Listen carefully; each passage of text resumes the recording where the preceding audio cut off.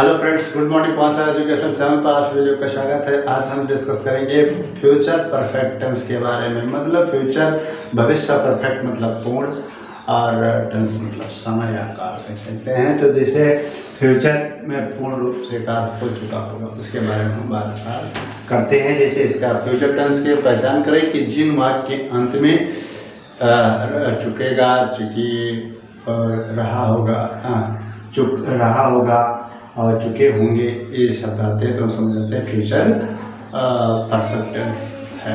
तो इसमें खास एक चीज़ें और हैं। इसमें दो टेंस भी दिए होते हैं। एक परफेक्ट में होता है, प्रेजेंट इंडेफिनिट टेंस में होता है, सिंपल प्रेजेंट टेंस में होता है। तो चलिए देखते हैं। पहले पहचान जिन वाक्यात में चुका होगा, चुकी होंगी और चुके होंगे, या चुकेगा, चुकेंगे और चुकेंगे। तो आते हैं तो हम भूल जाते हैं फ्यूचर परफेक्ट टेंस है। पहले इसका अफर्मेटिव सेंटेंस का फॉर्मूला जान लेते हैं। सब्जेक्ट लिखते हैं और इसका हेल्पिंग वर्ब जो है विल हैव और शैल हैव होता है, और वर्ब का थर्ड फॉर्म इसमें लिखते हैं और प्लस ऑब्जेक्ट। इसमें अब देखिए पहला एग्जाम्पल, मुकेश अपना पाठ याद कर चुकेगा। मुकेश अपना पाठ याद कर चुकेगा। तो अब अफर्मेटिव सेंटेंस है, तो मुकेश, और इसमें बताया है कि एक वचन ही सी इट सभी के साथ में विल हैव, और शैल हैव भी आई और बी के साथ लगता है लिटरेचर में। तो यहाँ पर देखिए हम लगाए हैं मुकेश एक वचन करता है इसलिए विल हैव, और वर्ब का थर्ड फॉर्म जो रहेगा लर्न। लर्न मीन्स होता है याद करना, तो इसका थर्ड फॉर्म है लर्न हिज लेसन, अपना पाठ याद कर चुकेगा। ये नेक्स्ट एग्जाम्पल देखते हैं। इसमें दो सेंटेंस हैं। जैसे मोहन के आने से पहले रवि अपना पाठ याद कर चुकेगा। तो यहाँ पर सबसे पहले ये जो बीता हुआ होता है इसको हम सबसे पहले लिखते हैं, और प्रेजेंट सिंपल जो होता है वो लास्ट में लिखते हैं। तो सबसे पहले इस दो सेंटेंस पे हम ये लिखेंगे कि रवि अपना पाठ याद कर चुकेगा। तो ये जो पूर्ण रूप मतलब कार्य हो गया हो वो हम सबसे पहले लिखते हैं।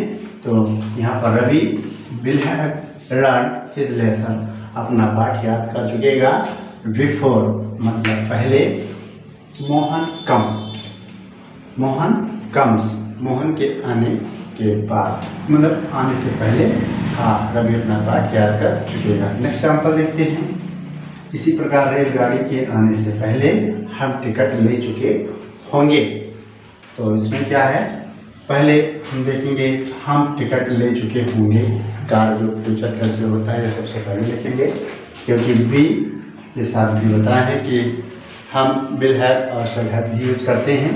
तो हम यहाँ पर बी के साथ है शैल हैव यूज किए हैं। We shall have taken, take means होता है लेना, और थर्ड फॉर्म होता है टेकन द टिकट्स बिफोर, पहले the train arrive. Arrive means होता है पहुँचने, आने से पहले। तो हम ट्रेन आने से पहले हम टिकट ले चुके होंगे। नेक्स्ट एग्जाम्पल देखते हैं। इसी प्रकार हम नेगेटिव सेंटेंस भी बनाते हैं। तो यहाँ पर सब्जेक्ट, इसका हम नेगेटिव सेंटेंस का फार्मूला जान लेते हैं। तो सब्जेक्ट लिखते हैं, और ये जो विल हैव है और शैल हैव है, इसी के बीच में हम लिखते हैं विल नॉट हैव या शैल नॉट हैव यूज करते हैं। फिर वर्ब का थर्ड फॉर्म ही रहेगा और ऑब्जेक्ट रहेगा। देखिए जैसे मुकेश अपना पाठ याद नहीं कर चुका होगा। तो यहाँ पर देखें मुकेश है विल नॉट, ये विल के बाद नॉट लगा देना है, फिर हैव लिखना है, और लर्न का थर्ड फॉर्म लर्न हो गया। हिज लेसन, अपना पाठ याद कर चुके होगा। इसी प्रकार हम सारे नेगेटिव सेंटेंस बनाएंगे। अब इंट्रोगेटिव सेंटेंस का जान लेते हैं फॉर्मूला वो किस प्रकार होता है। तो इंट्रोगेटिव नेगेटिव दोनों एक साथ में कर दिए हैं। तो यहाँ पर WS फैमिली अगर क्यों कहाँ का कैसे आता है वाक्य के बीच में, तो उसकी अंग्रेजी हम सबसे पहले लिख लेते हैं। नहीं आता है अगर क्या शब्द से शुरू होता है, तो हमारा जो हेल्पिंग वर्ब होगा विल या शैल आप सबसे पहले लिखेंगे। देखिए विल या शैल सबसे पहले, उसके बाद सब्जेक्ट लिखते हैं। अगर नॉट दिया रहता है तो नॉट लिखेंगे, अन्यथा नहीं तो हैव लिखेंगे। तो वर्ब का थर्ड फॉर्म नहीं रहेगा और ऑब्जेक्ट रहेगा। तो यहाँ पर क्या मुकेश अपना पाठ याद कर चुकेगा, तो यहाँ पर निगेटिव सेंटेंस नहीं है, ये केवल इंट्रोगेटिव सेंटेंस है, इंट्रोगेटिव निगेटिव सेंटेंस नहीं है। तो यहाँ पर सबसे पहले एक वचन है मुकेश हैं, तो उनके साथ विल हम यूज करेंगे। सबसे पहले विल, उसके बाद सब्जेक्ट लिखेंगे मुकेश। अगर नॉट नहीं है तो रहने देते हैं, अगर नॉट होता तो नॉट यहाँ यूज कर देते हैं। तो फिर हैव लिखेंगे और लर्न का थर्ड फॉर्म लर्न होगा और हिज रिलेशन, मतलब क्या मुकेश अपना पाठ याद कर चुकेगा। इसी प्रकार हम सेंटेंस फ्यूचर परफेक्ट टेंस से बनाते हैं। आई होप आप समझ गए होंगे। Thanks for watching my channel.